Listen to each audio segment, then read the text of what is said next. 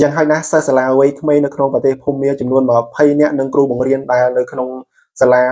នៅទីជនបទនៅក្នុងប្រទេសភូមាត្រូវបានសម្លាប់ដោយសារតែគ្រាប់អំប្លោកធ្លាក់ចូលបាទសូមគោរពជម្រាបសួរបងប្អូនទាំងអស់គ្នាប្រហែលជាបងប្អូនទាំងអស់គ្នាអ្នកដែលនិយមនៅក្នុងការតាមដានទៅលើព័ត៌មាននៅក្នុងប្រទេសក៏ដូចជាដំណឹងផ្សេងៗដែលតាក់ទងជាមួយនឹងប្រទេសនៅជិតខាង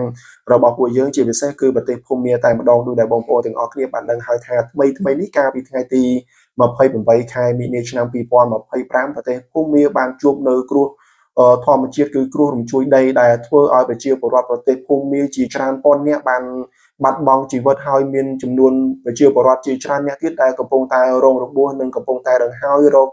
ជំនួយផងដែរជាពិសេសហេដ្ឋារចនាសម្ព័ន្ធថ្នល់ផ្ទះសំណង់អគារផ្សេងៗបានខូចខាតជាដំណំតែម្ដងដែលបណ្ដាលធ្វើឲ្យអង្គការសហប្រជាជាតិក៏ដូចជាប្រទេសនៅតំបន់អឺរ៉ុបនៅក្នុងពិភពលោកផងដែរគឺមានការអាណិតដល់ប្រទេសភូមាក៏ដូចជាជួយគ្នាបន្តកន្ទុយគ្នានៅក្នុងការផ្ដល់ស្បៀងអាហារក៏ដូចជាជំនួយជាច្រើនដើម្បីផ្ដល់មកឲ្យប្រទេសភូមាតែម្ដងនេះបើយើងនិយាយអំពីគ្រោះរញ្ជួយដីនៅក្នុងប្រទេសភូមាក៏ប៉ុន្តែបើសិនជាយើងងាកទៅក្នុងប្រទេសភូមាទាំងមូលតែម្ដងដោយដែលបងប្អូនទាំងអស់គ្នាបានដឹងហើយថាចាប់តាំងពីរបបសឹកបានធ្វើរដ្ឋប្រហារទម្លាក់អឺ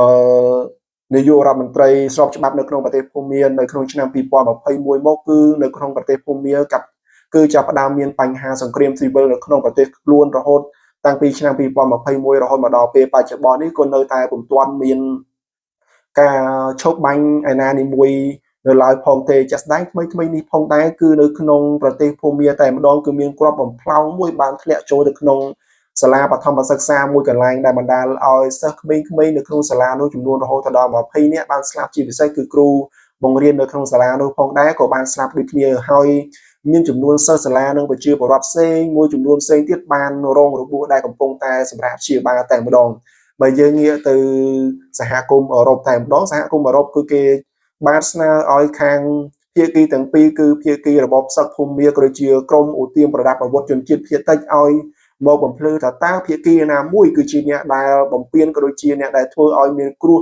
ដល់គួរឲ្យឈឺចាប់នឹងអនាគតធមនៅក្នុងការបំផ្លាញសាលារៀនដែលជាទីកន្លែងបណ្ដុះបណ្ដាលនៅ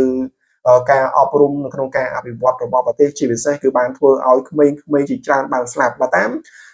ព័ត៌មានបានឲ្យដឹងថាមនុស្សដែលស្លាប់នៅក្នុង